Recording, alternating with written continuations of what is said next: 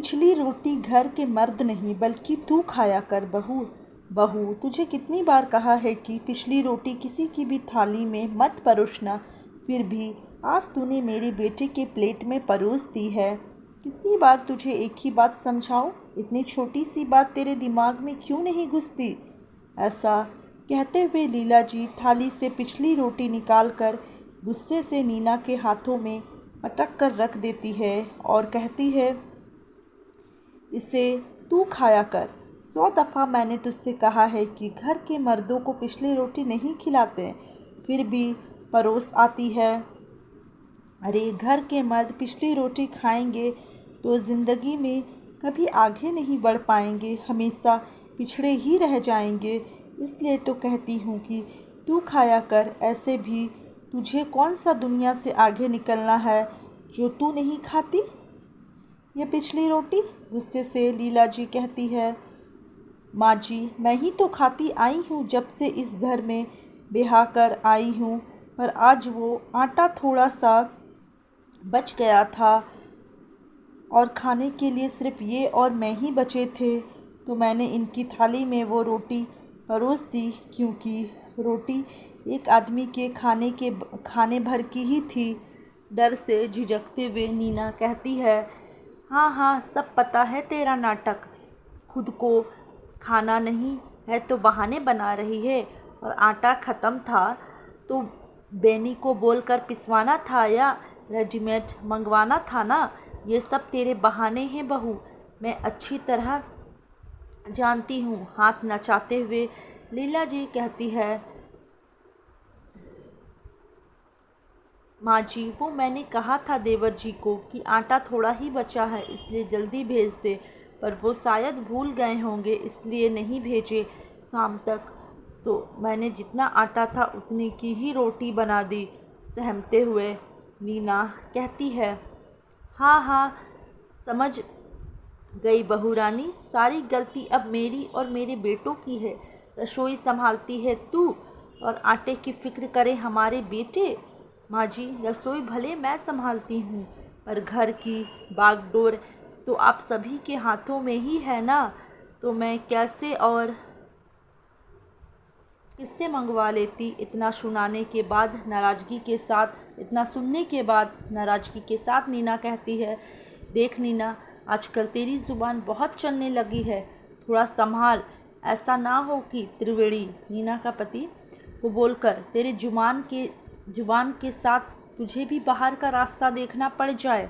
इसलिए अपने मुंह पर ताला लगा कर रख और जितना बोला जाए उतना ही किया कर। लीला जी की जली कटी सुनकर नीना थोड़ी देर सुन सी वहीं खड़ी रह जाती है, जिसे देखकर लीला जी नीना को डांटते हुए कहती है, अब जा, यहाँ से खड़ी मत रह सिर पर, मर्दों को चैन से खाना खाने दे। लीला जी की कड़वी बातें नीना की आंखों में आंसू लाने के लिए बहुत थी। आंख अभी डबडबा ही रही थी कि किसी ने नीना के हाथों को झकझोरते हुए कहा, मम्मी जी, कहाँ खो गई आप? आप पिछली रोटी के बारे में कुछ कह रही थी मम्मी जी। तपस्या की आवाज़ से नीना जी अतीत से वर्तमान में लौट आई और अपनी सजल आँखों को खुद के वश में करते हुए अपनी बहू तपस्या को कहती है, बहू, ये पिछली रोटी तू मत खाया कर, मुझे अच्छा नहीं लगता तेरा यह पिछली रोटी खाना।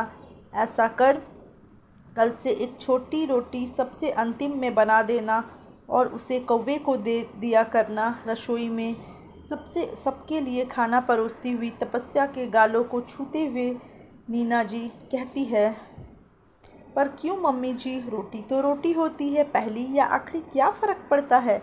आज के ज़माने की पढ़ी लिखी तपस्या नीना जी से कहती है, पर क्यों मम्मी जी, रोटी तो रोटी होती है, पहली या आखिरी क्या फ़र्क पड़ता है? आज के ज़माने की पढ़ी लिखी तपस्या नीना जी से कहती है, पड़ता है बहू, फ़र्क पड़ता है, समानता और बराबरी का फ़र्क पड़ता है बहू, इसलिए तो कह रही हूँ पिछली रोटी तू मत खाया कर, क्योंकि मेरे लिए सभी बेटे बहू बराबर है। नीना जी खुद पर बीते कल की कहानी को याद करके कहती है, ठीक है माँ जी, आप जैसा उचित समझे, कहकर तपस्या टेबल पर प्लेट लगाने चली जाती है। और नीना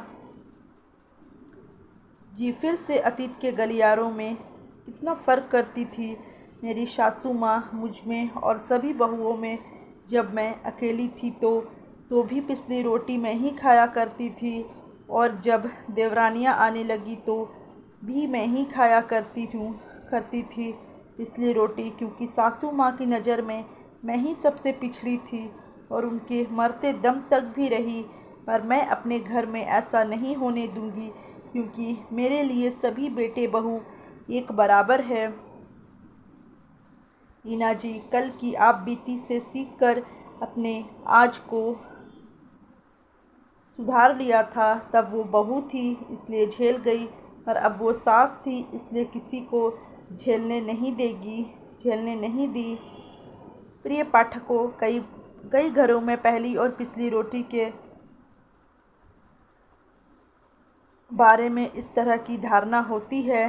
पहली रोटी अक्सर गाय को दी जाती है और पिछली रोटी कौवों या कुत्तों को खिलाई जाती है।